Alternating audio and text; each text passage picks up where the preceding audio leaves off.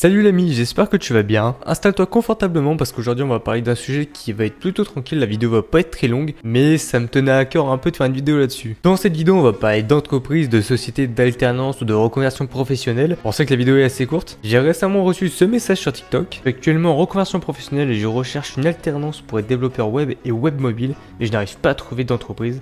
As-tu un conseil à me donner s'il te plaît? Alors personnellement j'ai pas trop de conseils à donner, je les conseiller au mieux finalement. Et je voulais juste qu'on parle sur ce sujet-là, de la difficulté de trouver une entreprise ou de trouver une alternance en général, t'auras compris le principe. Et c'est juste fou en fait. Alors personnellement je connais pas trop cette galère-là parce que par rapport à mon parcours professionnel, j'ai commencé par un bac pro. À la base j'ai réparé des machines à laver.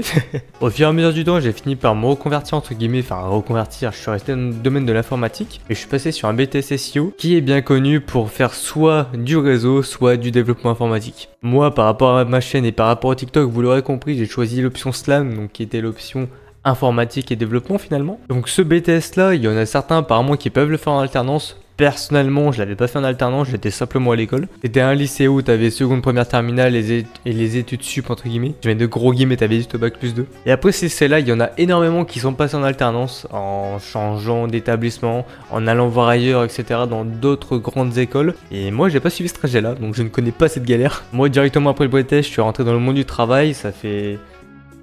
Merde. Un an ou un petit peu plus d'un an maintenant que c'est plus pour moi tout ça. Mais finalement, je me rends compte avec le temps que ce soit alternance ou monde du travail, dans tous les cas, c'est la même galère pour trouver des entreprises. Parce que en alternance ou pour simplement être embauché quelque part, faut passer par les entretiens par rapport aux sociétés. Et en fait, on connaît tous la même galère, les gars. Tu vois ce même là? Bah c'est exactement ça.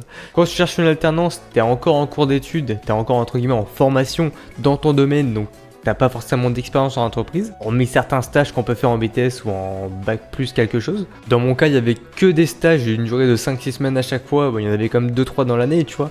Mais c'est pas quelque chose qui te forge forcément du côté du recruteur en tout cas. Donc en alternance c'est ça, de mon côté c'était la même chose parce que je sortais d'école, même si j'avais fait que des stages et j'avais même pas bossé les étés, tu vois, parce que les étés j'étais pas forcément dans ce mood là. Du coup pour les sociétés pareil, même galère, j'avais aucune expérience hormis des stages. Et des stages c'est pas très convaincant hein, selon les sociétés. Du coup pour les entreprises t'as pas d'expérience donc t'es nul, donc tu vas faire ralentir, donc c'est pas j'ai fait un raccourci de fou. Disons simplement que les sociétés recherchent pas mal d'expérience, mais il y a des moments où ils abusent et c'est ça qu'en fait j'ai envie qu'on parle aujourd'hui. Il y a certaines sociétés qui demandent quand on voit sur certains sites pour postuler sur un emploi, tu vois des 5 ans minimum d'expérience, mais il y a des moments c'est pas pour des grosses tâches, tu vois. Pour être développeur junior, quand c'est tes premières années pour être développeur, t'as pas forcément besoin d'avoir 3 années d'expérience pour commencer. Ou au pire des cas, tu demandes une formation ou en tant que recruteur, tu cales une formation, tu vois. Vous allez peut-être vous demander comment j'ai fait de mon côté pour trouver un CDI directement. Je suis en CDI, mais à ce niveau-là, j'ai simplement de la chance et c'était exactement ça. C'est-à-dire que j'avais pas forcément l'expérience dans ce domaine-là, entre guillemets, parce que moi, de base, je ressortais d'école, j'ai fait du développement informatique.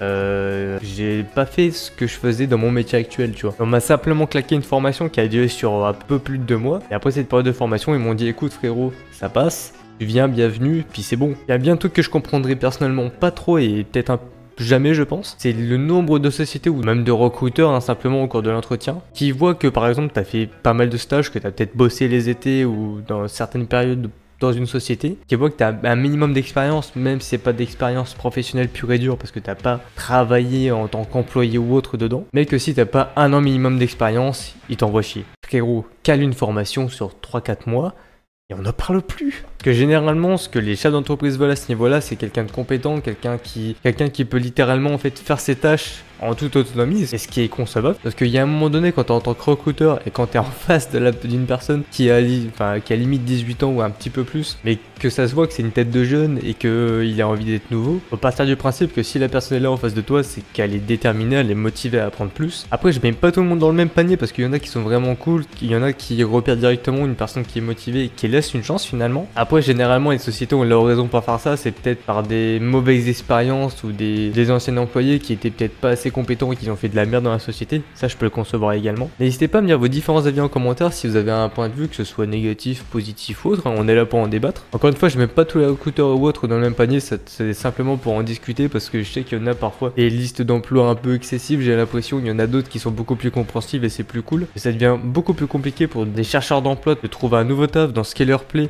même s'ils ont pas assez d'expérience, et surtout pour ça d'ailleurs, ou même pour des étudiants qui recherchent une alternance mais qui par manque d'expérience se feront jeter. Je trouve ça un peu dommage. Si ce genre de vidéo un peu plus posée où on parle et on débat de certains sujets te plaît, n'hésite pas à lâcher ton pouce bleu, ça soutient énormément, ça fait très plaisir. Pense à t'abonner aussi, on est en route vers les 500.